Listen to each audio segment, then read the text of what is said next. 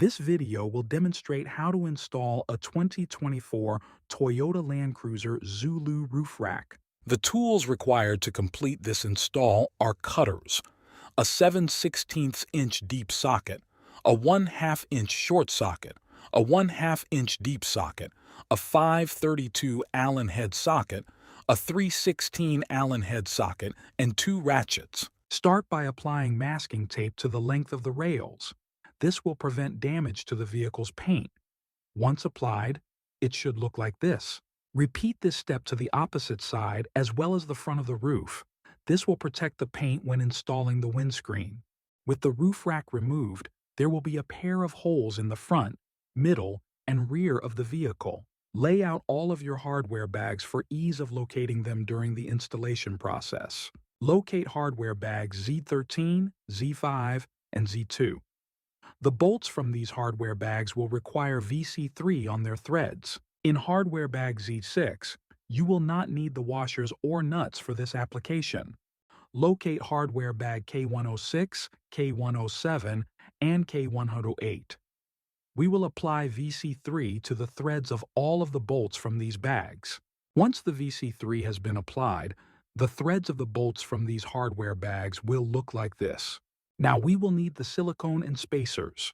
With your silicone, start by applying it to the roof holes and then create a ring around them. Repeat this step to the rest of the holes on one side of the vehicle for now. This will give you some time so the silicone doesn't dry out too quickly. Then, set the spacers over the holes. The spacers should nest around the plastic inserts of the holes. Now, locate the hardware from bag K103. We will use this to install the mounting feet to the roof. They will be labeled PR for passenger rear, PM for passenger middle, PF for passenger front. The driver side will be labeled with DR, DM, and DF. Pre-install the washers onto the bolts from hardware bag K103. Then, install them with their corresponding mounting feet. The bolts should go through the mounting feet and into the spacers below. There are guide arrows pointing to the front of the vehicle. Now, repeat this step to the other mounting feet on one side of the vehicle. Snug the bolts down enough, but still allow the mounting feet to move. Now, temporarily install one bolt at the rearmost mounting feet and one bolt at the frontmost mounting feet.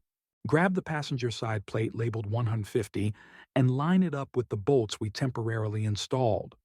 Those bolts act as a holder to make installing the side plate easier. Now, line up the outer side plate over the inner plate using the same temporarily installed bolts. Using bolts from hardware bag Z13, secure the side plate together to the mounting feet. Be sure to use the pair of outermost holes on the side plate. With all of the outermost bolts installed to the mounting feet, you can now remove the temporarily installed bolts out. Then install those bolts from the outside in and fully fasten all the bolts on the side plate. Now, we are going to assemble the grab handles. First, slide the rubber parts onto the aluminum handle. Make sure the flat part of the rubber is on top. Then, slide the flat aluminum piece into the rubber parts, making sure the flat part is on top. Repeat this step to the rest of the handles. With hardware bag Z6, we are now ready to install the grab handles to the side plate. We will be using the innermost holes on the side plate. Install 2 bolts on the handle and then 2 spacers. Now, thread them through the side plates and into the mounting feet. Then, fully fasten the grab handles. Then, install the other grab handles. Now, repeat all these steps to the driver's side. Now, we will need hardware from bag K106 and the front windscreen and crossbar. Pre-install a washer onto a bolt, then install the track nut and bolt to the windscreen. Make sure the flat part of the track nut is facing the windscreen. Repeat to the rest of the holes on the windscreen and the upper section of the windscreen. Then, flip the windscreen and upper section over. Rotate the track nuts so they are parallel with the windscreen. Then grab your extrusion crossbar and slide it through, making sure to catch each track nut on the lower and upper section of the windscreen. Then, flip the whole thing over and line up the crossbar flush with the edge of the windscreen.